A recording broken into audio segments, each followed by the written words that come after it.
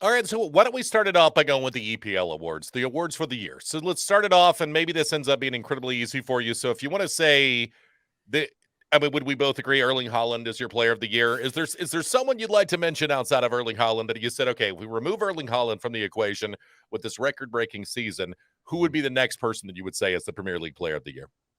It'd be one or two for me. It'd be either his teammate Gundogan, who's been unbelievable, especially towards the back end of the season. What a captain he is! He just quietly gets on with it. Talk about not being Billy Big Shot. He's just unbelievable. And the other guy is another Norwegian, Odegaard of Arsenal. He'd be my other guy. So two Norwegians. I mean, when was the last time Norway had two fantastic players like that? I don't know. And I thought, oh crikey, they're looking good for 3 years' time. Who else they got? And I didn't really recognise too many other names with them in that team. But that Norwegian team, if they had a few more like them, they could be pushing. But yeah, Haaland has got to be player of the year for me, and those two that I mentioned would be normal season right up there. I would say Kevin De Bruyne is the other guy. I'll go with Holland's Yeah. teammate. I mean, there's 16 assists on the season and just everything.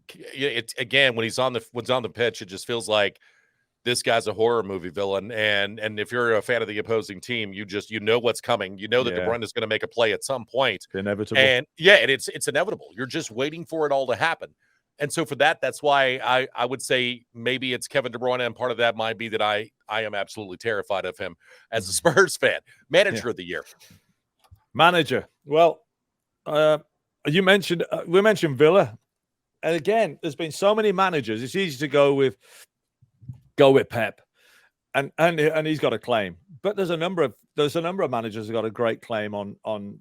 There's a difference between having a Man City to manage and then having a Villa to manage who are in relegation trouble. He took the same squad Unai Emery, Gerrard had, and they've qualified for Europe for the first time since 2010, I believe. So for me, Unai Emery, because he's had to manage, and he's used the same players that Gerrard had, and what a season he's had for Villa. So yeah, he's my manager of the year, Unai Emery. Yeah, I'll actually say it's Mikel Arteta, because if you would have said, given the scenario where Arsenal challenges to win the Premier League title, I would not have said that they were running away with it for they had to lead for the majority of until the last month of the season. I wouldn't have thought that was going to happen. But I would have said, well, Eddie Nketiah comes good, and so does Bukayo Saka, and those two guys are unstoppable. Well, it never happened with Nketiah. I mean, really, they still haven't found the guy to replace Aubameyang up front, and yet somehow, some way, with guys like Odegaard, with Bukayo Saka has been just unbelievable. But for him to turn around Granit Zaha and some of the other guys that we've watched Arsenal fans boo off of the pitch in heartbreaking losses, and he's turned these guys into heroes. I think Mikel Arteta, there's not enough that can be said about him. And you're right, there are different ways, man management versus ego management versus, player development, all of those things. It would be, we're probably remiss to not bring Pep Guardiola's name up in this because of the job that he's done, considering he's most likely going to win the treble this year. But when I look at Arsenal's payroll being almost a third of what Manchester City's is, and they were challenging them up until the final couple of weeks of the season, the job Mikel Arteta did, I have to take my cap off to. As a Spurs fan, I hate to say anything nice about anyone from Arsenal, but Mikel Arteta was unbelievable. He was, and it's hard to argue against a number of the managers like him. De Zerbi at Brighton, I mean, he's in the running. Even Lopetegui at Wolves. Wolves are bottom of the table at Christmas, and they were safe after three games left to play. Steve Cooper at Forest. Everyone was during this season. At some point, everyone's like, Wolves are nailed on to go down. Forest are nailed on to go down. Villa looking dodgy. Bournemouth are nailed on. Gary O'Neill, what he's done. So there's a lot of those coaches who are in the frame of that could make a claim for manager of the year. And it's a tough call. And it was also a year for managers just to get fired, right? I mean, in the middle of the season, how many different job changes did we see in the middle of this year? It's just incredible that so many managers were sacked during the year. But some of the guys, you're right, really did a great job once they stepped into those places. And maybe the World Cup break also was probably a weird one this year. And I wonder, for some managers, was it a benefit? Did they benefit from it? Other managers, did they struggle because of it? And did it cause a disruption in what they were trying to do? There's one name we haven't mentioned yet, and it was the guy that I probably had next with Mikel Arteta. That's Eddie Howe. I don't think anyone even a year ago would have thought this Newcastle team would finish in the top 4.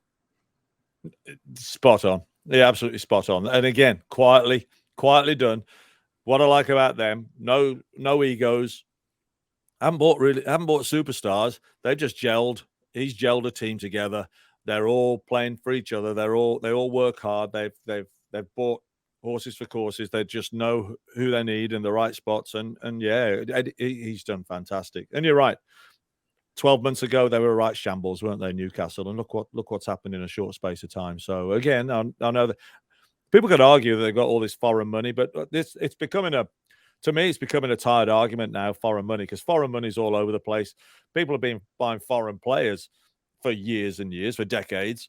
So, it's tired for me now. Everyone's got foreign money. And so that's an old argument. So Newcastle, yeah, done really well. And Eddie Howe, again, another guy, like you say, a shout for manager of the season. And I think there's a difference, at least there is for me, Chris, between foreign money, you're spending 290 million pounds on your payroll, and foreign money, you're spending 118 million pounds. That's it's not as if they're out spending they're spending in the ballpark with Tottenham and Villa and those clubs. And what they've done is just Eddie Howe's got the most out of his team. He has, and to win different ways, right?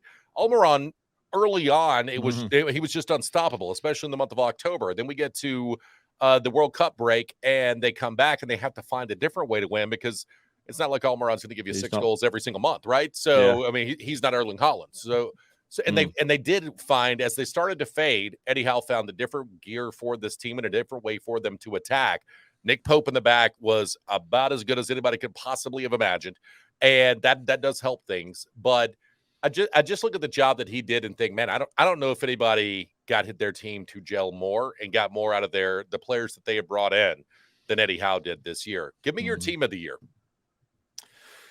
It's got to be City for me. Manchester City with this treble on the line, and it looks like it's going to happen. I mean, I can't see Inter upsetting them at this point. I think the biggest slip up they could have had, or the biggest opportunity for slipping up, was against Man United, though, because Man United were going to do everything possible not to spoil this treble, because United's the only team that have done it. So yeah, they've been fantastic. I mean, they started slow, but they, like as you always say, they show up at the end, and they're there. And he's tweaked the team as well.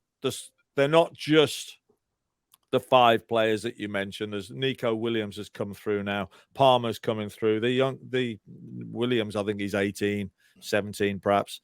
Palmer 21, and Foden, he's sort of one of the older heads now. So they keep this little conveyor belt going. So they got rid of Zinchenko, Jesus, and everyone thought, well, is that what they're going to do with that? Haaland's coming in. Is he going to upset the apple cart a little bit? But they just keep Pep.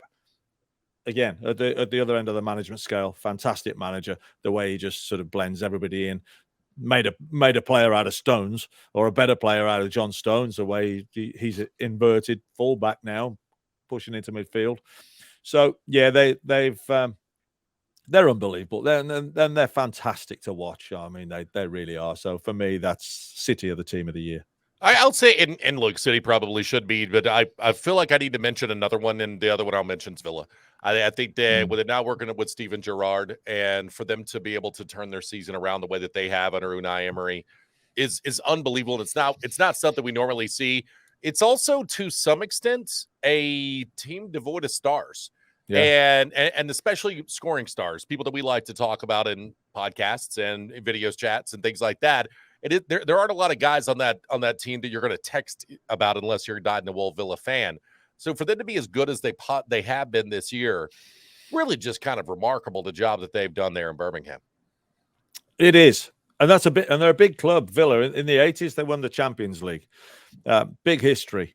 But since then, not done a great deal, and so it's as someone from the Midlands, it's good to see the Midlands soccer has gone quiet over the last couple of decades. It's either London or Manchester, in the northwest, Manchester, Liverpool area, or London. Midlands teams, Wolves, West Brom, Villa, Birmingham City. It's all have had been a bit of a slump the last few decades. So yeah, we'll throw Walsall in there as well in the lower leagues. But yeah, it's always good to see Villa.